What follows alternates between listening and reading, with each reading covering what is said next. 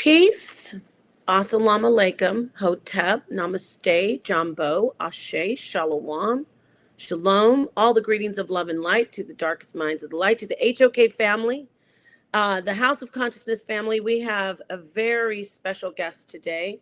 We are sitting with the Sri Master Gano Grills, and Gano Grills, and we are going to hear from him about a number of things that he's actually doing right now. And also, we're going to pick his brain, his mind, and see if he can enlighten us on some of the spiritual things that he has built up and that he teaches. So I'd like to say to you, Sri Master, welcome to House of Consciousness. Thank you. Thank you so much to Sarnetta and Paul for having me on your platform. It's been a while since I've been here in the House of Consciousness. It's been probably a few years, but I'm glad to be here, and thanks for having me. I appreciate it. Well, it is a pleasure for me to sit with you. The very little bit I know about you, unfortunately, and it won't always be a little bit, because now that I've seen some of the information about you, I'm very intrigued. I'm biased, so I'm going to come out and ask you some questions about you as I'm sorry about the language, but the connection that you have with the ancestral realm or the spirit realm. I want to hear about that first and foremost. So if we could just get that going, jump into that. Listen, backstage, the master said free fall and improv. Right. So I just want you to start with that, because I'm very much interested in it. Okay, definitely. Well, this is a two-way street, right? So feel free at any time to stop me, jump in, double dutch, and ask for further clarity or whatever, and I welcome that discourse. You said specifically about ancestry, right? And my particular connection to it. I would be somewhat of what you would call an ancestral lineage custodian, which gives me the responsibility of arresting a lot of the conundrums that ancestors from both of my sides have been ensconced in, and liberating both lineages from the obscurity of the duat or certain other purgatories or bardos or things that they didn't know that they had to suffer through. And as the custodian, everything that I do at my altar affects them, and they reverberate the energy back into my life as an acknowledgement to how successful what I am doing affects them and blesses my community and my students and things like that. So a lot of us actually do have that imprint in the psyche, the delicate psyche of their own humanity, to possibly be an ancestral lineage custodian.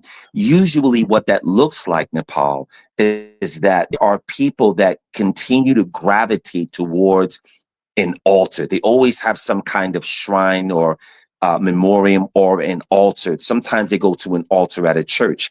You said that you were raised as a Catholic, and Catholicism also has their medial altar that has candles and things like that. When you go to Paris, there's a place called the Basilica de Sacre de Corps.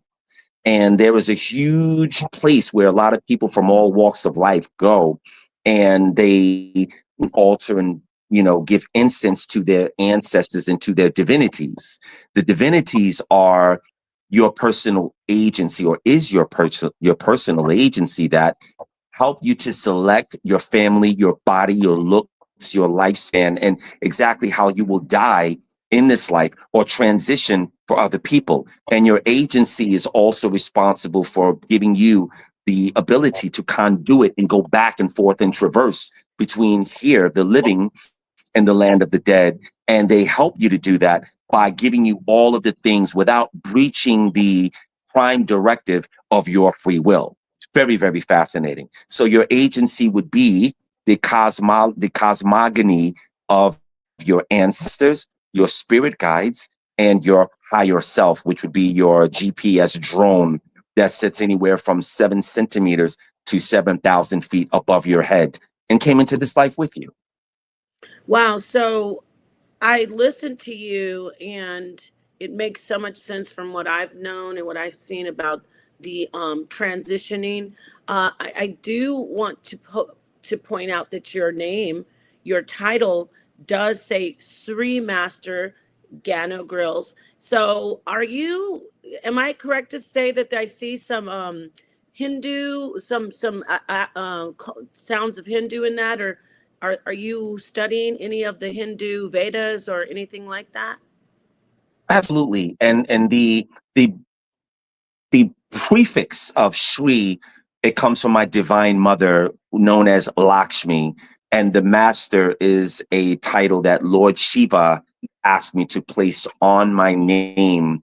And they did this to ask me to separate myself from the cesspool of a lot of charlatans that happen to be in the world. And they also gave me the power to match and live up to what that title identifies.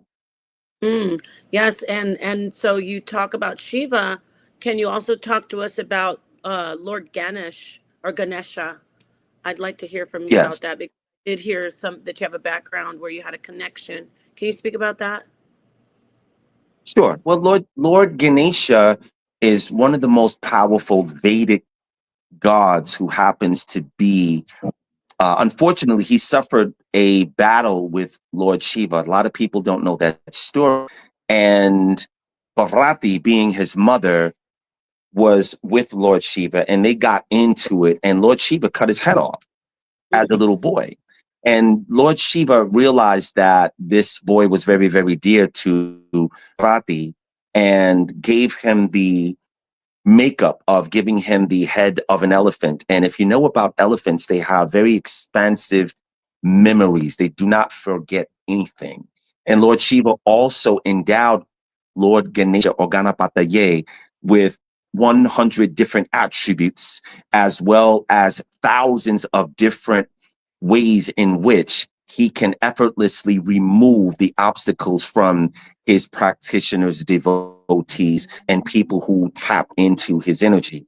As a matter of fact, there is something called the swastika that was taken and pilfered from mm-hmm. Adolf Hitler, Yeah. reversed and turned upside down. And the energy of that swastika was bastardized, and you know what they did with that. But it Yeah. was in existence for thousands of years, and it came from the primordial realm, and they back engineered and used it the wrong way. And Mm, because there are loopholes on this planet of how certain malefic entities come here and use this place as a feeding ground, they created probably a triple loophole, not to get away with it, but to give us a lesson in which to learn from. So Lord Ganesha was the very first entity that I came into contact with mm, early on in my awakening, if you will. And I learned a lot about him through Lakshmi, who was the one who told me that you and him are basically the same being. It's very, mm. very interesting. And if you look at Lord Ganesha, Tehuti, as a lot of people like to call him, or Lord Thoth, whatever you regale him as, and All Father Odin are all the same consciousness. The question is, who is that consciousness that has given birth to those three beings in the mythology of Earth's history? It's very fascinating.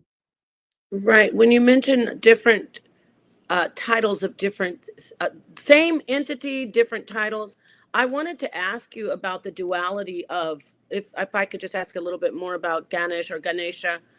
You mentioned Agora. I know Agora Ganapati. Like there's two sides, right? There's a loving side, and then there's a fierce side. Or maybe you can just explain more to us about the duality of that particular, because when you say it is, you're the embodiment of this entity, or you're, how can I phrase it? I don't want to give the wrong language. I What? appreciate that. Well, I would say that there are certain people on the planet who are emanations or walking avatars of certain higher beings. So I would be very much an emanation of Lord Ganesha. And to speak to the duality of him, Lord Shiva has more of the duality. Lord Ganesha is known to be more of a beneficent creature, less dualistic, but more problematic, absolving than anything. And I think that any of his ferocity goes into the energy of removing obstacles and problems from the lives of his people. Okay, yes. So that is what you that and this brings me to you.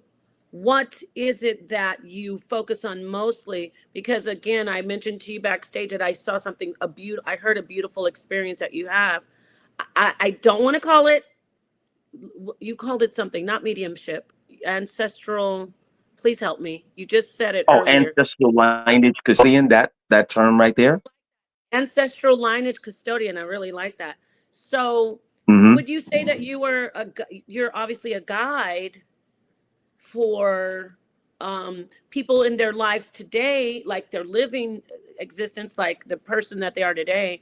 But also, do you tap into any type of like akashic record, or do you tell them who they were before?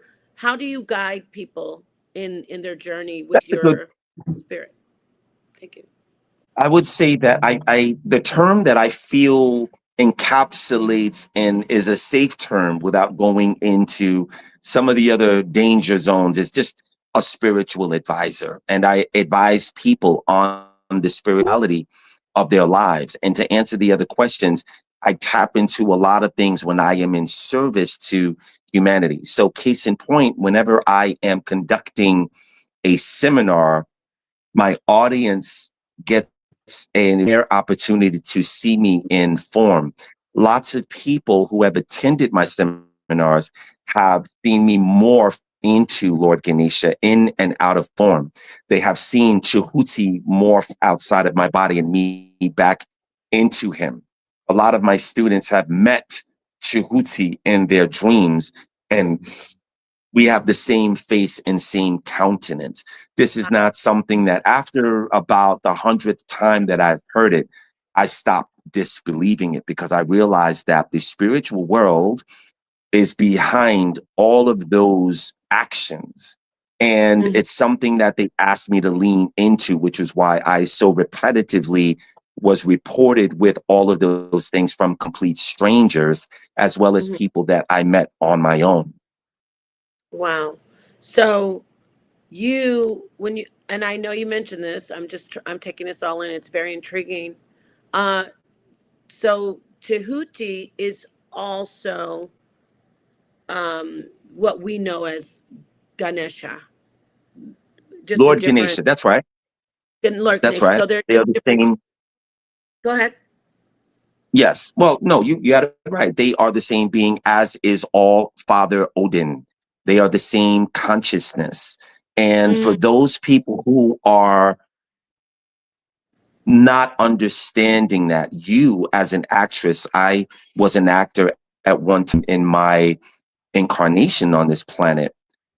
It's very, very easy to analogize that by seeing if you look at Jeffrey Wright, who is one of my favorite actors. He's also a friend of mine.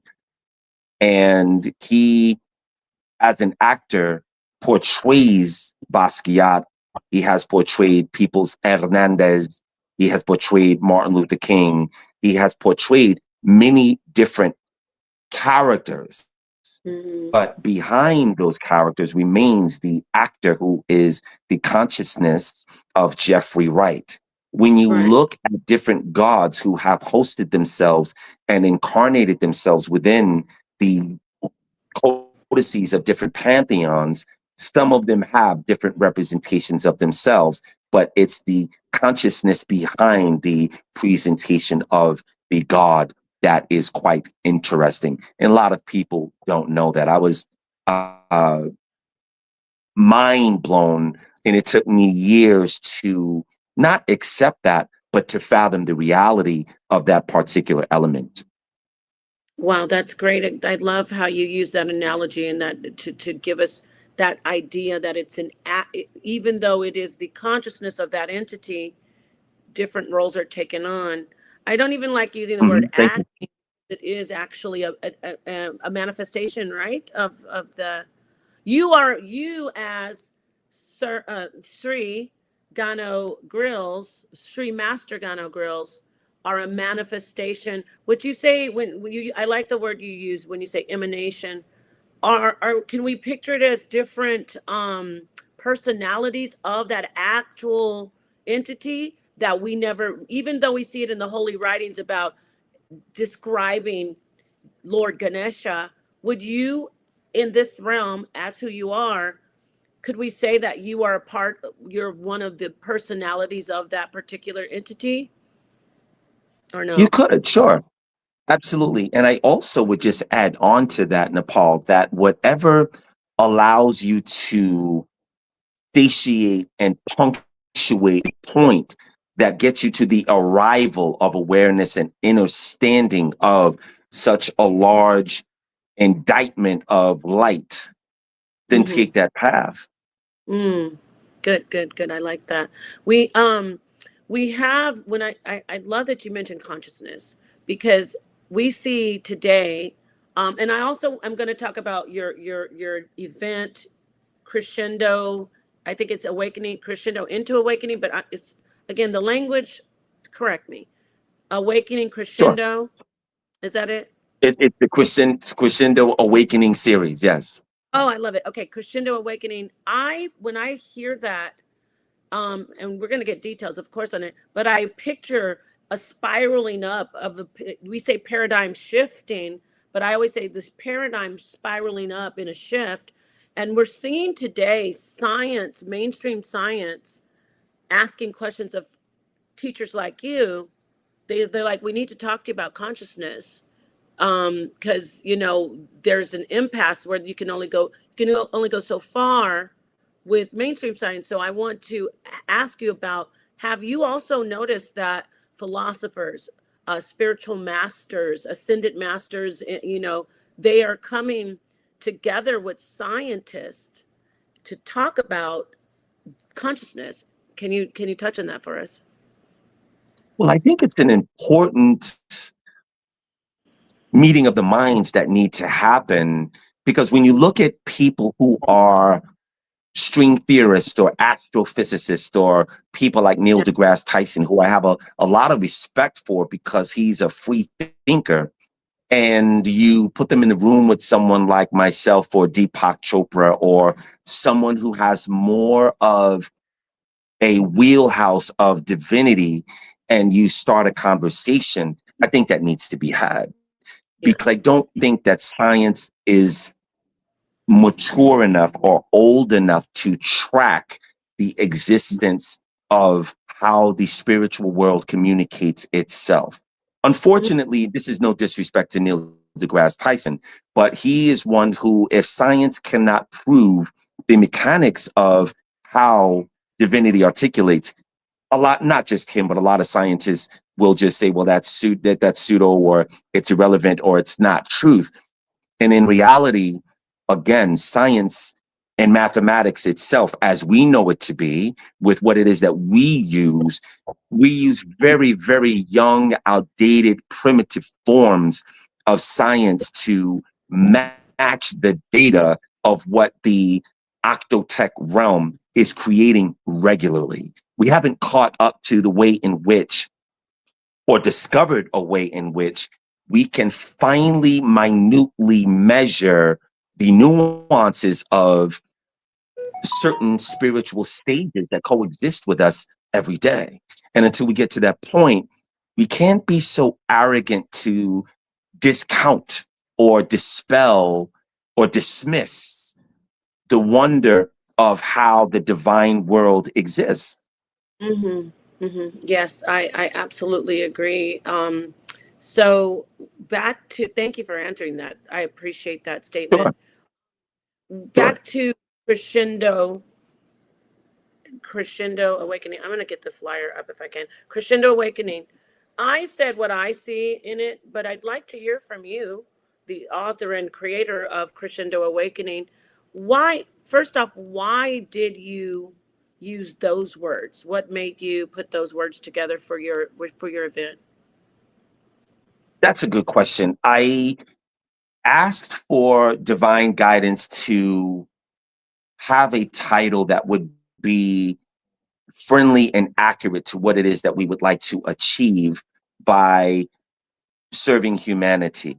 The cause Mm-hmm. of this literally is to that, to give people who are willing, deserving, and feel self-worthy to attend so that they can get a taste of what Galacticus does on a smaller scale. And it's all completely for free. So I also realized that there are people that I will never meet because they can't afford how much I charge for a full on seminar weekend or even a Mm-hmm. seminar. I recognize that there are people that our path just won't cross in the same way your path most likely will never cross with a Michelle Obama or a Cher or probably even Cardi B who might be local to you. But the odds of you actually crossing paths is probably millions, hundreds of millions to one.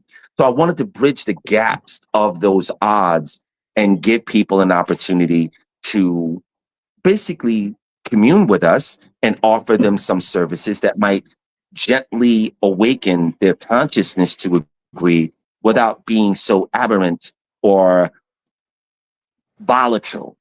I feel like having something like this gently awakens people because, again, the truculence of the divine world is really alarming when you look at how effulgent it is. Case in point, there are people, Nepal, if you could imagine, that wake up dead every day, literally. Mm-hmm.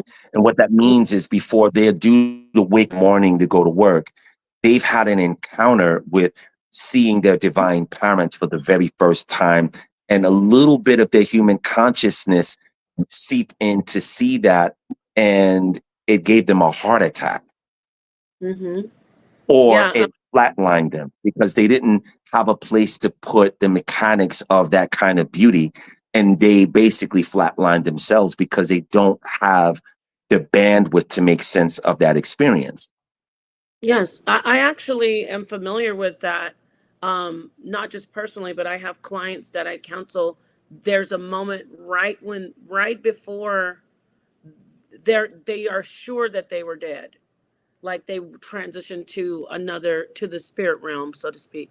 So is that what I'm hearing you say? Like okay, I'll tell you my personal experience. I sometimes have even asked, my children laugh at me today, but I'll say, "Am I dead, kids?" Not lately. I know that sounds funny, but I know exactly what you're talking about, though. So, yeah, if you Right. could just, I mean, I know I tend to make people laugh when I say things, but they'll be like, "No, you're not dead." But Right. why No, I is hear you. that Like though? sometimes we really have to check ourselves and make sure we're still, In amongst the this, living. I get it. Like whatever you need to do, yeah. keep doing that. I understand. Not often. I just want to let everybody know, but there have been throughout. My children are one's a teenager, one's in his 20s, but through their childhood, maybe every 4 years. Um, that's interesting. So, what about entities and visitations?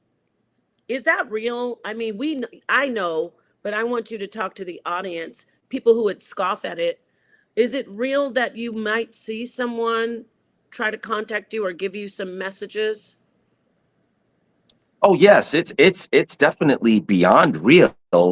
It's surreal, and you just have to have the gift to be able to be aware of it. But the dead, as they're called on this dimension of reality, the dead are very much alive. In fact, they're more alive than we are. They see us Oh, as dead, and their consciousness is more robust than ever when they're finally free of the darkness of the body. do you mind if I drop a bomb? We drop bombs sometimes in here, and when it's really good, or unless you don't Sure. want that, I got to drop a bomb No, for this that. is your.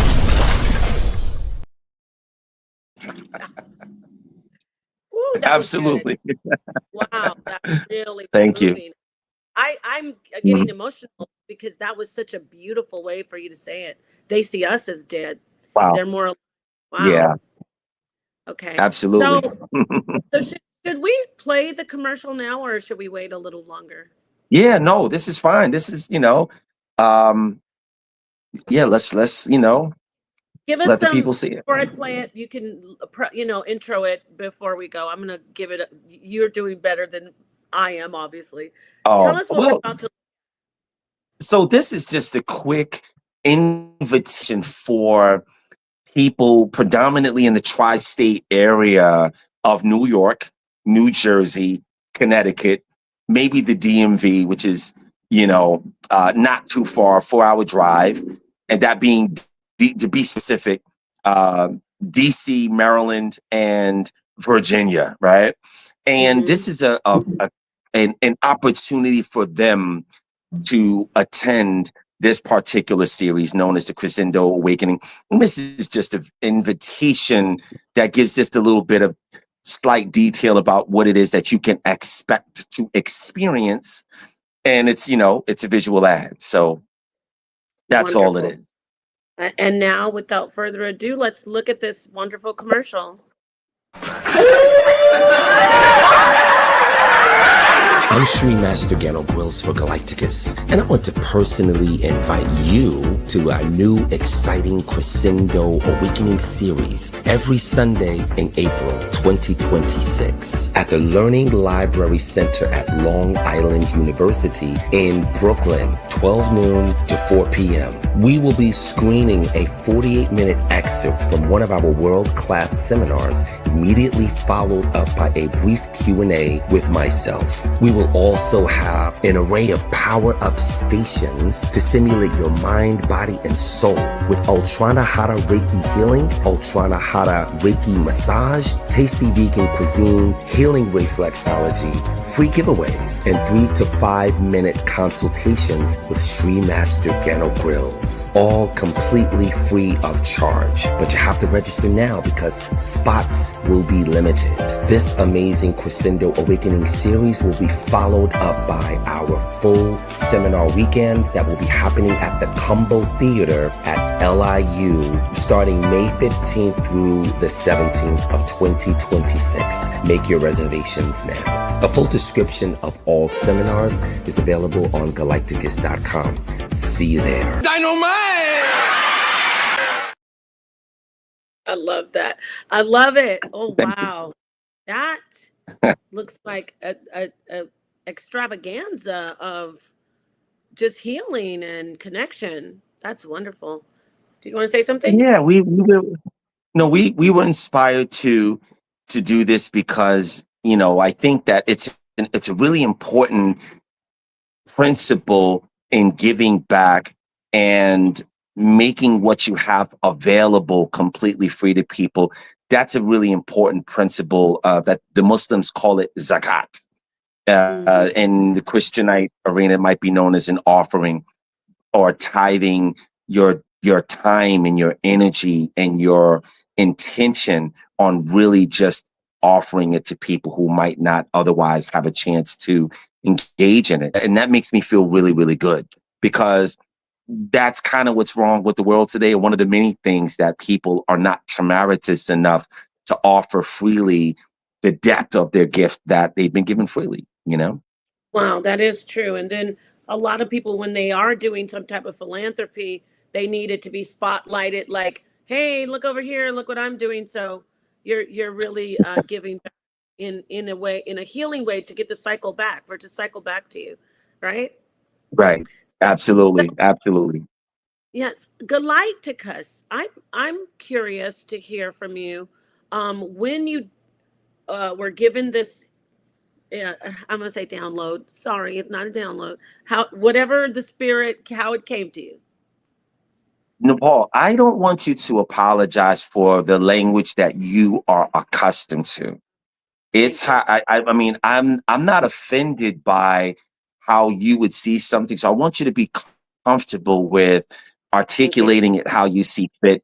and I'll articulate it how I see fit, right? And I think that because we speak the same language, I don't want you to go outside of your comfort zone to make me feel comfortable about jargon that we have, because Galacticus is quite specific with some of the terms that we use. So I just wanted to offer that to you. But thank you so yeah, absolutely. The download, if you will, because it kind of was that.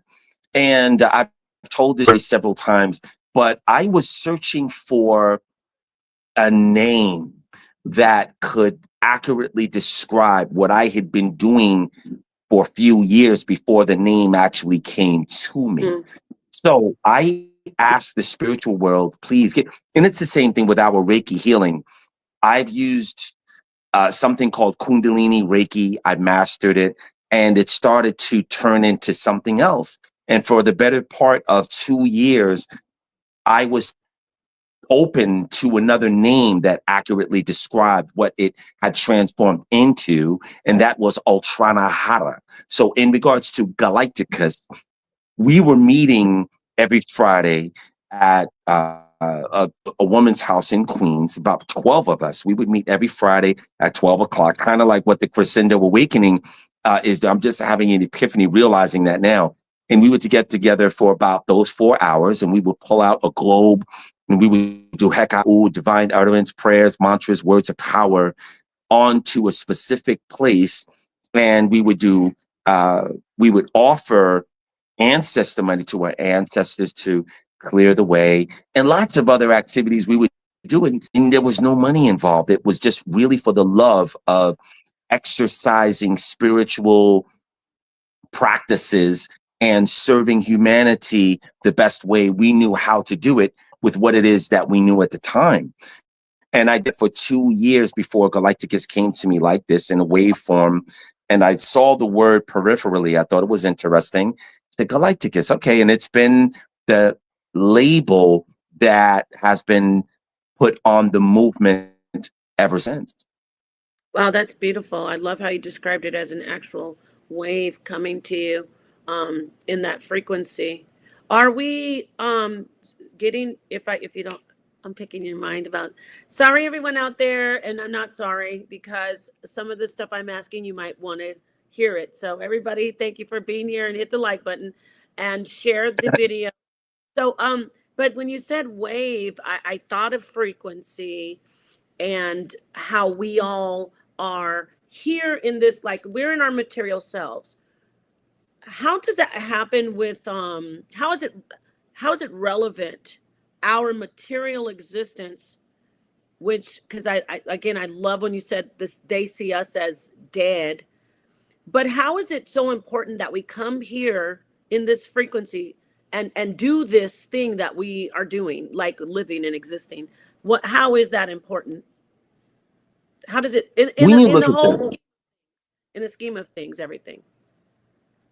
well, in the grand scheme of things, it's important for us to exercise the education of what makes the soul ebullient. And the soul is still studying the scales and the Mm. imbalances of certain relationships. It's studying the humanity of certain kinds of individuals. Usually, when you look at a soul that has completed its education, it moves on to incarnate on a world as opposed to a planet like Earth. And that also begins a different experience, because when you incarnate on a world, 99.9% of the denizens on that planet are fully immortal. They do not experience death there. They don't experience lack. And there are many worlds that there are some people on the planet who are destined to graduate there and begin their education to possibly become a higher being known as a god one day. But there are ranks that separate us from being in certain places that we don't belong is very, very loving and friendly to us. We have to get out the viscosity of ignorance, darkness, and chaos and exercise it completely out of our psyches and the imprints of our deep consciousness so that we can move forward to the divine realms of existence upon which it's infinite and really, really beautiful in these places. So that's the beauty that the creator of all has offered to us. And we, as gross, mortal, fleshy like humans, have a very long way to go before we get there. But the use of willful spiritual pursuance, it gives us an expedited rate to transact the light into greatness in a lot, in a much more friendlier timetable. Oh wow. Okay. So thank you for enlightening us on about that. So I do want to ask, um, when you say obviously in our conversation, in your teachings, and in what you're doing, um, you know, okay, calm, take it easy, Nafa. I'm a little excited about this information because everybody who knows me, I love talking about these things. So That's great. we know about ourselves as humans. We know about the animal kingdom, but also, can you talk to us about these other beings that are, we're having sightings and close encounters? I've told my story. How do they fit into the scheme of everything? And what can we get from you? How can we learn more about them from you? What you know? Well, we're somewhat, if you look at, I'm talking about aliens, y'all. No, just kidding. Go ahead. there are definitely star races and aliens who are careful enough not to bombard and break into our existence by announcing themselves. So they Mm-hmm. covertly, and they have a very gentle way of interfacing with us. We're talking about the good star races because you also have slightly malefic, chaotic races that would like to have their way with humans for their own selfish needs as well. You have other races, and I didn't want to get too much into that, but I'll say Okay. this: it's important for people to have a divine affiliation so that they are protected from the disturbance of some of these impromptu abductions that happen. If there is a Zeta Reticula Gray, or if there is a Draco that sees you and they lock on to your consciousness for whatever reason, because they see something in your future that they would like to consume, or that they would like to pilfer, steal, or pimp, or exploit. They can do that. They have the technology to do that. Therefore, they'll beam you up to their ship and they will extricate that pocket of psychology out of you, place it in another um, container, if you will, and they will have at it. It's a very interesting way of manipulation that breaches a cause that they're not supposed to do. That's the bad part of it. But my point of bringing that up is when they see that someone is divinely affiliated and they're connected with their agency to a degree, or even more, they're connected consciously to their divine parents who are gods, that attack cannot happen because they respect the gods and don't want any problems with a divine being. When we look at these star races, they're not really divine beings. They're just advanced life forms that are a lot longer lived than us. Some of them have been in the same body for thousands of years, and they find unconscious humans very interesting, the same way we might find a peculiar bug floating around in your kitchen or on your wall fascinating, and we may want to look at it and study it and see what it is and then discard it. Oh wow, That's the negative part of it. But the positive part and some sub realities that are created by, again, there are many, or let's say several. There are yes. several unseen existences that are harmonious and friendly to earthling humanity that help us all along the way. They build the blocks of our reality, and we couldn't exist without them. The best way that I can metaphorize that is when you paint a metal fence, You have to prime it first with red oxide or gray oxide so that the paint has something to stick to. If you Yes. don't prime the metal fence first, in about a year's time, the paint, because it doesn't have the adhesion of red oxide, will start to Right. flake off. And then you'll have Mm-hmm. to paint it again. I've seen paint jobs like that. And it's interesting to know that some people just don't know that they have to have a primer. So when Mm-hmm. you take that analogy or that metaphor and you apply it to humanity, the primer of protection that we have is our conscious connection to our divine parents, our Mm-hmm. agency, and what we do at the altar, and how much we pursue freely the advent of expanding our spiritual bandwidth through our practice of willful spiritual pursuance and not engaging in things that are disharmonious to that objective. Mm.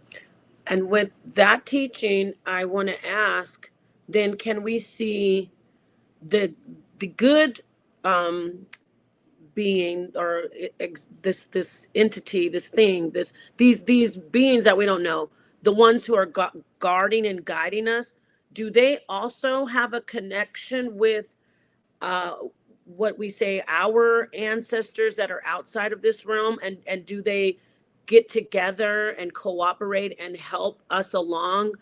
What I'm saying is, can they communicate with our parents, or you say our ancestors, like we can, the ones who do good for us, can they?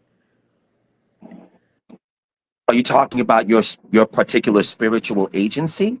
Well, when you talk about these beings, that some are malevolent and some are good, the benevolent ones, the good ones that you Yeah. say help us, the ones that are like Some, clandestine hiding, can they also, because they have a clearer, they they've been around. can, they can, but it's not their job. Okay. I wanted to ask you that. They have an assignment that basically they man their station and they do their job very well. Your Hmm. spirit guides a particular job to do, and your ancestors have a certain way of interfacing with you. So to answer your question in short, yes, they could. And in certain rare occurrences, the streams of consciousness intersect and then they depart. But it's not the job of the electrician to do the work of an exterminator. Mm, I hear you. I understand. That's I wanted to get that clear. Um, our DNA inside of us, of our, we're talking about our fleshly material selves, obviously. Science has found that we have DNA.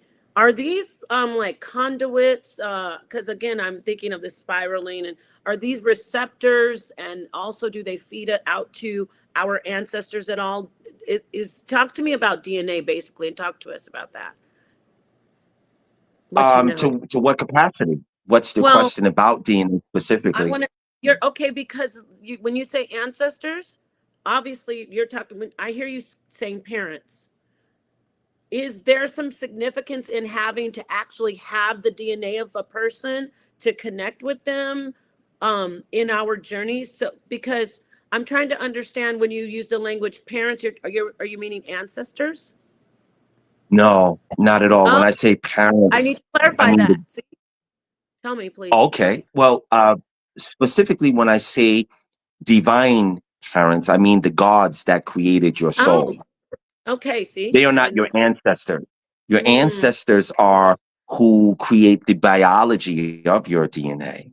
And they are the okay. ones that make it possible for you to live their unfulfilled dreams. You have their talents dormant within you, and some are overt. So your ancestors have moved on to a large degree, but you have borrowed their intellect, their dormancies, some of their chiron, and everything about you is a byproduct of what your ancestors have left behind.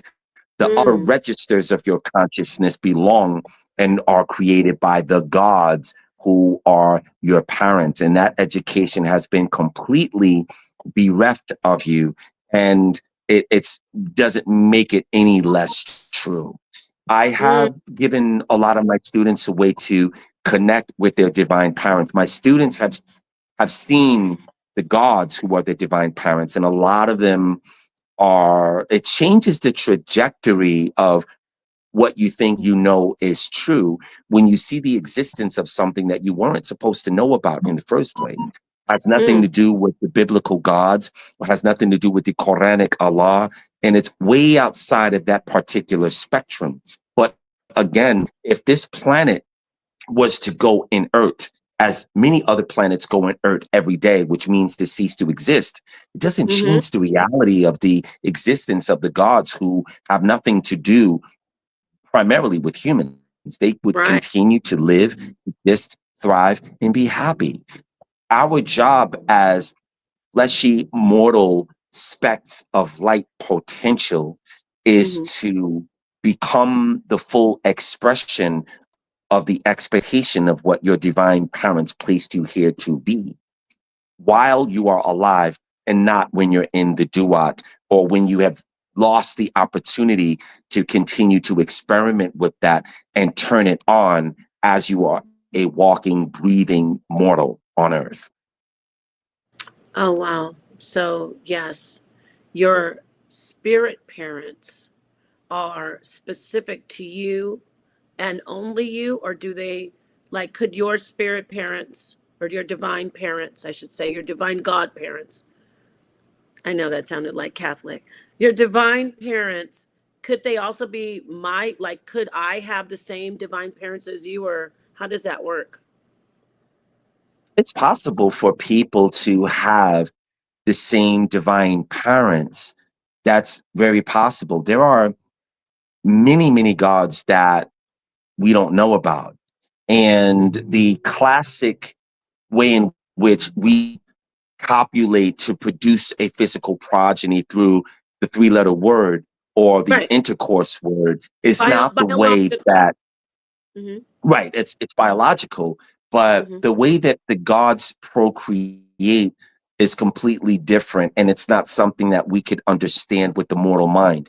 We could have as few as one divine parent, or we could have as many as I've seen people that have up to 5 divine parents. So it's something, just the way they intersect and mix energies, the blast of expression because of that intersection is what creates the consciousness of the soul matter that lands inside of another bank. And it is something that, again, it's almost like a mall. Your spirit guides and you, as a potential unrealized spark of awareness, you go shopping for who it is that you want to be in the best of what your ancestors have left behind, based upon the lessons that you want to learn in your past life experiences. There's much about your existence that, again, you would be shocked and amazed to find out. But it's not just a willy-nilly thing about your parents got together and expressed their kindness for one another and then produced you. It's far beyond that. That's very interesting. Yes, because we, in this mind that we are, this biological mind, we think, oh, 2 parents, got it. So I'm glad you made that clear. When you say the thing about shopping in a mall, I again, my mind goes to Akashic record. Anything do you just not use that teaching, or is there? I'm sure you just said the mall thing. Can you talk to us about how we can tap into it, or do you talk about that in your as a master in your teaching? Do we tap into other lives and other files and things like that we've lived before? Yeah, absolutely. I mean, you tap into it every night when you go to sleep, and you give yourself the permission to experience the expanse of who you are not inside of this body. And to answer the first part of your questions, there are certain terms that I don't use because I've grown beyond the use for the kindergarten-y of certain terms. I do understand what people are saying when they say Akashic records, but I don't use that term because I know it to be something else. I know that everything and anything that has ever happened anywhere at any time is categorized, filmed, dated, codified, and recorded somewhere. And it is accessible to all of us. All of us have the ability, based upon our desire and based upon the work that we put in, to access that particular data. Nothing is ever lost anywhere. And unfortunately, when you look at the Pyramid of Alexandria and the Smithsonian and the Louvre and the Vatican, those are four of the most well-known places that have had the pilfering of ancient codices, writings, and some of these things are floating discs that are illuminant, and it has the codex of a star race that came here a billion years ago, and they left behind something. But it doesn't mean that you couldn't look up the existence of that event that actually happened. So again, all of us have the latitude and the potential to access anything and everything that has happened. The caveat is a lot of the assaults that are happening to you, even as we speak, through your bad music and the entrails and the diets and all of the metal and the BPH and all of the things that block your receptors, is done by design so that you cannot know the difference between, or you can be like in the Bible, be like us, knowing the difference between good and evil. Very interesting. When you bring up the Bible, we talk about the Bible quite often on this channel in these different forums in our network. And I noticed that you did mention, obviously, different names. You talked about Odin, which is a Norse god, correct? Correct. And then you speak, of course, about the Hindu gods, or I should say Vedas. But what I'm going to get to is about the Bible. Would you say the Bible is an amalgamation of every single, like, esoteric, hidden information about all these gods that preceded the God of Israel? Would you make that assessment? You want to know how I feel about that? Before you answer, I know that you said there's not differences, but I'm saying so you said their title changes more. I think I more want to, just for the audience, have you give a teaching or give your information about how all of that has been brought together in the Bible and hidden, stripped down, and made a different way than as deep as how you're going. Well, I feel like, first of all, the Bible, I think a lot grew up with church and some cursory understanding about Jesus, God, the angels, the Bible, the prophets, and certain places that are still on the planet. And I think the Bible serves a very good foundation for people to launch from, and hopefully one day bypass. And I thought I knew the Bible pretty well. And to answer the question, how the Bible came into being, I believe that was the question. I mean, depending on who it is that you talk to, they say that the Nicaea Council amalgamated certain books of the Bible. There were lots of books that were left out of the Bible for a particular reason. And I think that when I was in Egypt, I literally happened to look to my right and I saw a big sign that said Nag Hammadi. And I said, oh, okay. And I know that I studied the Nag Hammadi Gospels and Sophia and how she created certain things, but it didn't really go well with what it is that they wanted humanity to feel about who they thought God was. So the Nag Hammadi Gospels were dismissed. The Apocrypha was left out. When you look at a lot of these other books that could have been in, the Bible probably would have been just too big. So I feel like the imperative of what it is that they wanted to bring forth, I don't believe the Bible scratches even the surface of what actually is when you compare it to certain other ancient writings that are in existence that I know that they have borrowed from and changed the words around a little bit and placed it in the Bible to authenticate its own validity, but that existed somewhere else. So yes, so you confirmed that. So with that, how does that work with I mean, I shouldn't say how does it work. How did you say, as Sri Master Gano Grills, I'm going to be drawn toward the Hindu teachings and toward the Norse teachings? Because you do mention Odin, and you mention, of course, Lord Ganesha, and I'm asking you this also because some people would ask, well, is he Hindu? Does he practice these religions?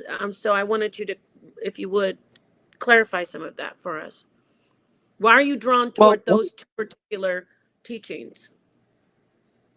I am not in any envelope. Envelopes close off, and I am a multi-dimensional, universal avatar of consciousness. And there are things that I used to believe in 4 years ago that I've learned different, and I've had to let those things go. So I don't have a label in regards to what I believe. I am also not totalic in being labeled or synergized with the Orisha, which I know very well, and the Net Toru, I know very well. And there's truth everywhere, even in the Bible, even in the Quran.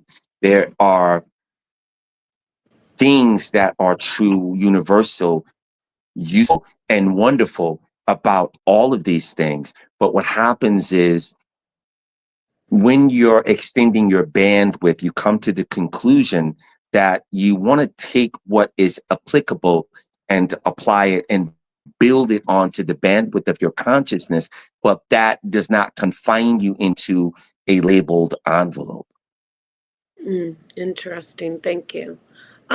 So I'd like to move into a little bit more about your particular teaching, or not teaching, I should say, the Death and Money Dreams, the podcast event unveiling ancient truth. Death and Money Dreams. Will you tell us Death, what money, and dreams. I'm sorry, is it Oh, Death I'm sorry. Money and I'm sorry. Oh, Death Yeah, Money and Dreams. it's called. It's going to be a seminar called Death, Money, and Dreams, and it's going to be.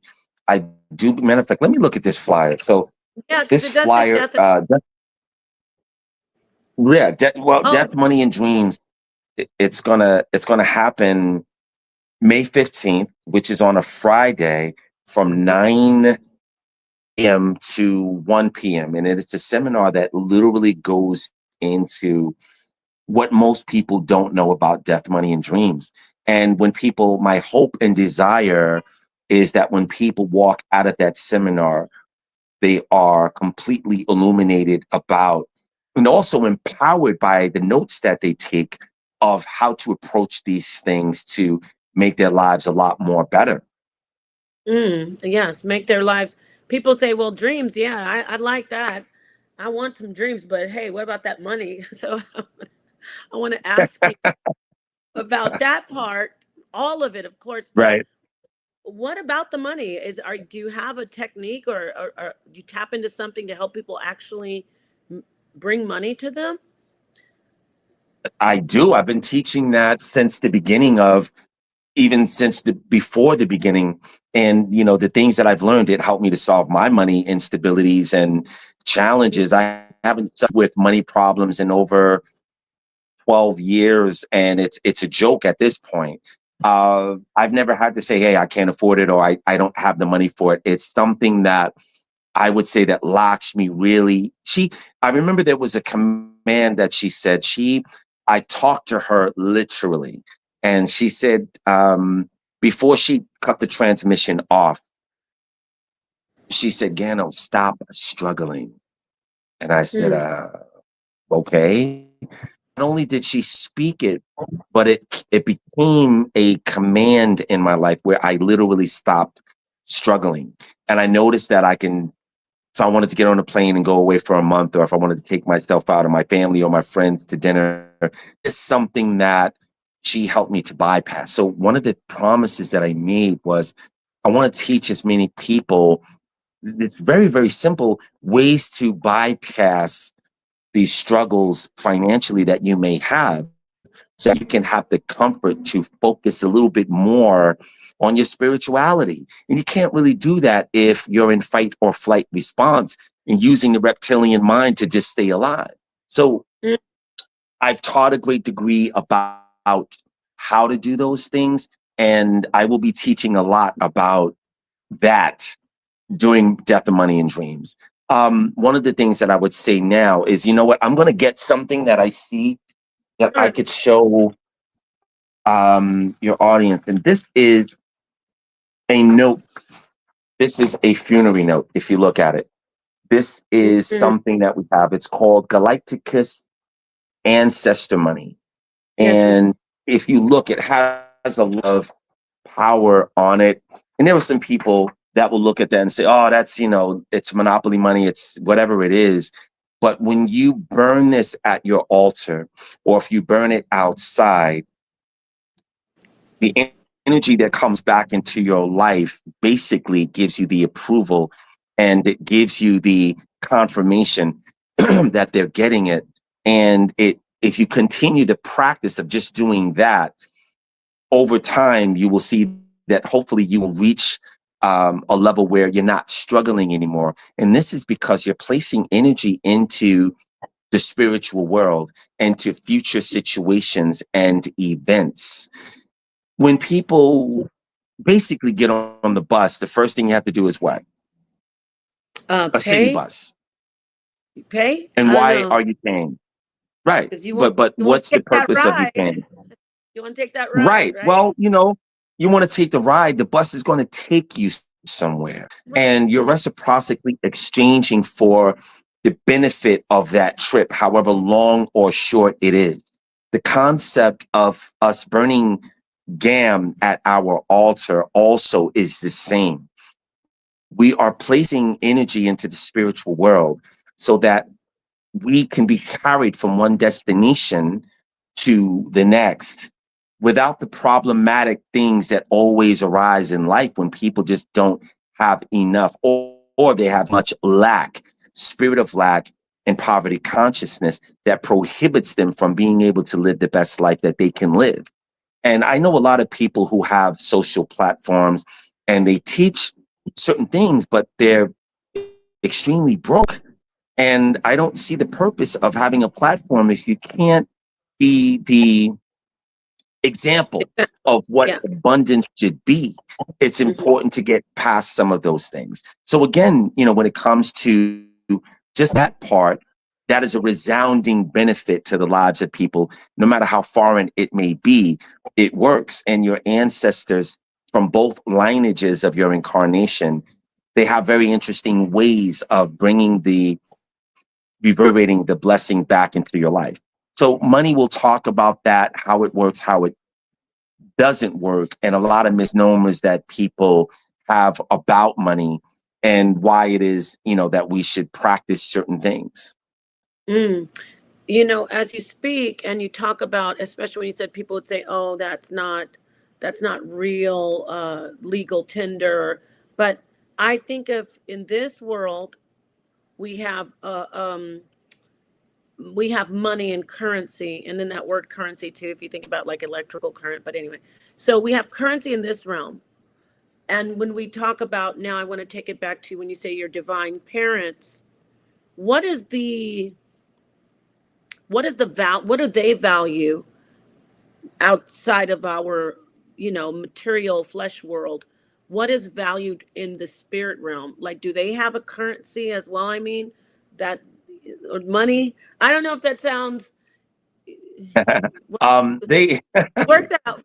you're asking if the gods don't use money, they receive it as an indicator that you are requesting their presence into life. That's how it registers to them. They So see it that's the as a way value. that if, I'm say sorry. again? So what? No, So what? I just wanted to jump in right there. So they don't have a currency. That's what I'm trying to ask. Like, how is it valuable to them that we give it to them? That's what I wanted to ask. right. Well, when you burn GAM, which is Galacticus ancestor money, as an offering to your parents, you're Okay. doing that to illustrate that you want them involved in your life, to remove certain things as well as place certain things in your life. One of the clearest ways to do that is through fire and sending it through the window of your altar. It's been a ritual since the beginning of Adam and Eve and since before then. The ritual has always been that you go to the window of the altar and you present your consciousness to the beyond to get Mm, a resounding effect back into your life, the same way that a speaker, if you turn it all the way up, it's going to reverberate the sound waves of certain right. melodious notes into not just your ear, but it also may vibrate depending on how big the speaker is. The blessings are the same. The gods, to answer the other part of your question, what is their currency? It's their consciousness, it's their being. To Mm, us, it's, you know, it's their character, it's their word. That is very, very big in the spiritual world. When the god gives an oath to another god, literally, it binds them to the agreement that they made. mm, Gods have gone inert because they violated the oath, which is their word, which is connected to the full faculty of their might. Humans mm, haven't learned to speak things into existence yet. That's another seminar that I'm going to be doing. It's something called Words of Power. If you go back into Thoth, they say that he spoke creation into existence. He got mm. those words from Tehuti to bring about the physicality of life. So when you're dealing with divine utterance, you will not have the ability to speak things into the lives of other people as a blessing or a well wish if you're using profanity all of the time, if you don't have the proper rules of engagement before you speak the Haka'u. And one of the things, if you looked at, I don't know if you saw the video of me producing a lot of miraculous occurrences. Did you see that? Did Sonetta send you that? On the commercial, no, I haven't seen any video like. Mm, I sent him a video of something that it's basically about 15 or 20 different things that I am doing that Mm, science doesn't have an accurate description for. What I'm doing is I'm illustrating that I have command over the element, and right. that also means something else. So to be able to do that, your word has to be clean enough and be powerful enough for the elemental environment to obey the currency of what your word is. To answer the first part of your question, that is the beginning of being able to have God power. Is your word has to be resolute, and I don't mean like, you know, word is bond or the fire. It's nothing like that. It's having the control over the tonality of your word and never beguiling, lying, or doing certain things that weaken your word. So the words of power, I'm going to give people a set of words that come from higher beings and create miraculous occurrences in the outcome. So I love that you said that. We have had you here for your precious, very, very wonderful time for over an hour. So I want to wrap things up with you talking more about not beguiling and just a pure word with pure intention and divine intention, because we all know that there are so many people out here, you've even touched on it in this conversation, how who have taken advantage of the searches that we are all on, looking for masters to help us get closer to our highest selves. So we have some very hurt, fearful people in our world, and especially in our community, who have met people not like yourself who've said, you know, I can do this for you, but they haven't done that, and people feel like, oh, I got scammed, I got this and that. I'm going to hand it back to you because I want to hear from you. I want you to please lead with an answer to, if you are if you are trying to tap into, or not trying, you are tapping into the divine, can your words be true? Can your work be true? Will your God, your divine parents, the gods that are your parents, will they contact you and work with you if you are lying and scamming? Would that be possible? And then I'm setting this up for you because I want people to hear from you, from your own words. Can you even do this work? Would you even have this power if you were a liar and a scammer? I want to answer that with a personal story. And that's a great, brilliant question, Nepal. Thank you for asking. You're welcome. Before Lakshmi stepped into my life and revealed who she was and is, this was, I got a picture from Bobby Hemmett. And Bobby, he had this thing called the the stimulus package. This was a while back. He charged $75 for it. And I sent away for it. And it was, back then it was like 11 by 17 posters of different gods and things like that. Lakshmi happened to be, on one of them. And I remember I lived in Crown Heights. And one day I was cleaning up my apartment. I had a 2-bedroom apartment. And I was going through the drawers and I saw that picture of Lakshmi in Nepal. Guess what happened? I looked at the picture. I didn't know who Lakshmi was at the time. I didn't know her name or anything. I just thought it was, and the words jumped out of my mouth. Oh, you're my divine mother. Wow. I just thought it was peculiar.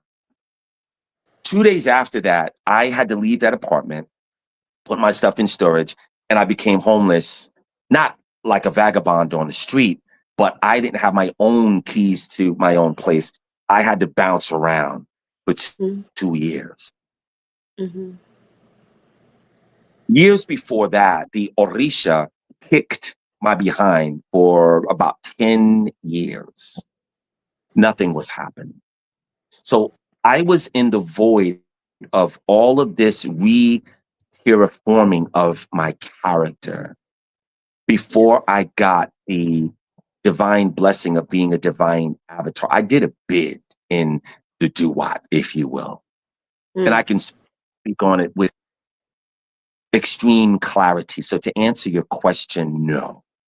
Your divine parents will not allow you to be in contact with them if they see that you are not being the very best that you could be, and if you're not pursuing them. They don't have a reason to get involved in the chaos of your life if you're a hellraiser, if you are a liar, a cheater, or otherwise.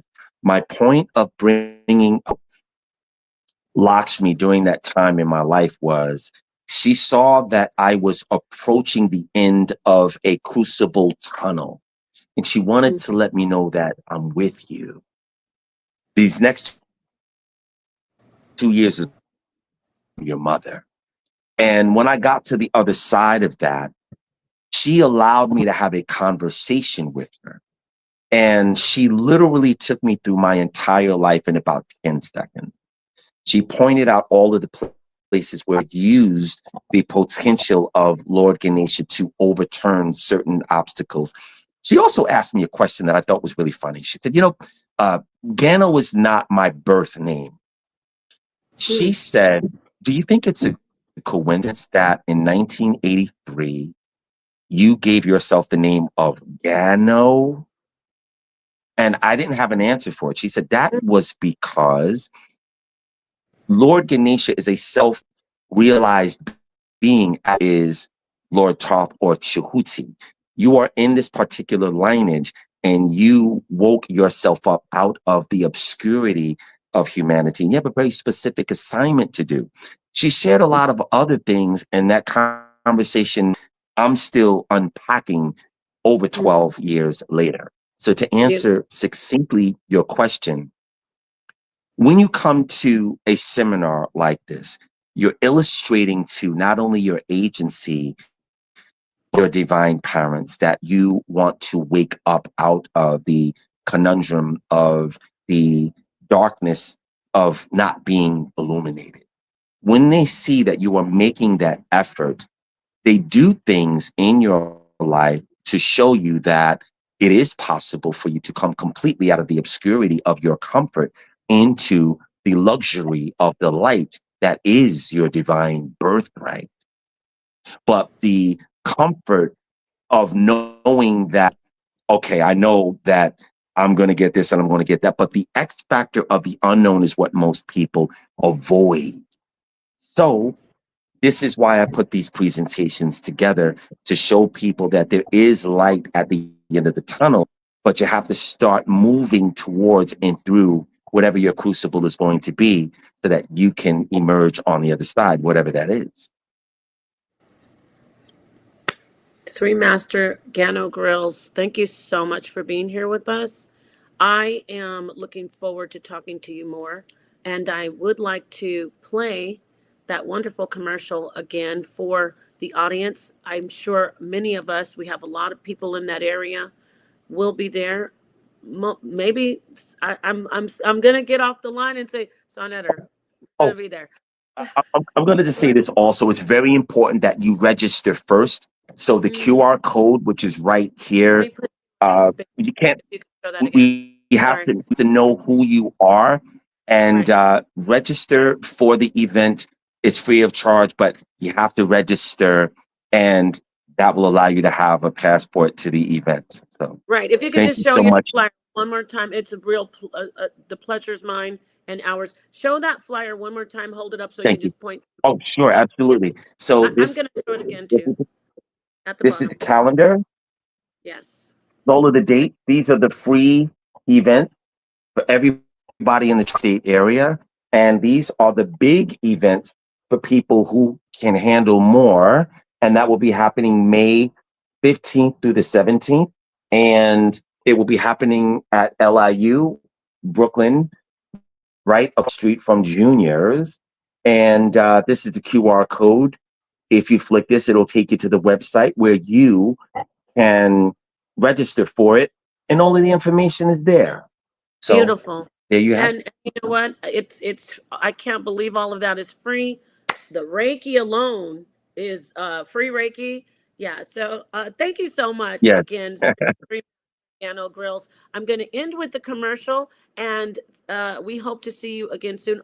All peace and love and prosperity Thank in you. your loved ones. Thank you so much.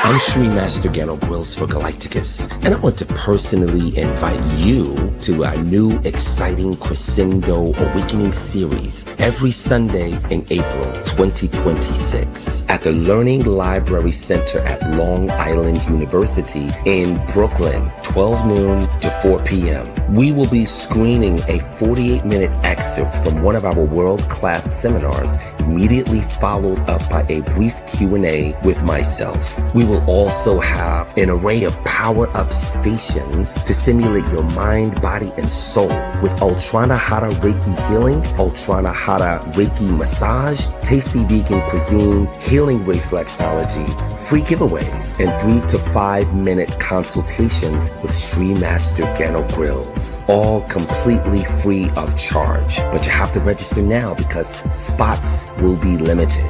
This amazing Crescendo Awakening series will be followed up by our full seminar weekend that will be happening at the Combo Theater at LIU starting May 15th through the 17th of 2026. Make your reservations now. A full description of all seminars is available on Galacticus.com.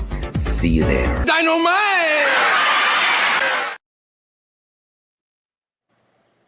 Peace.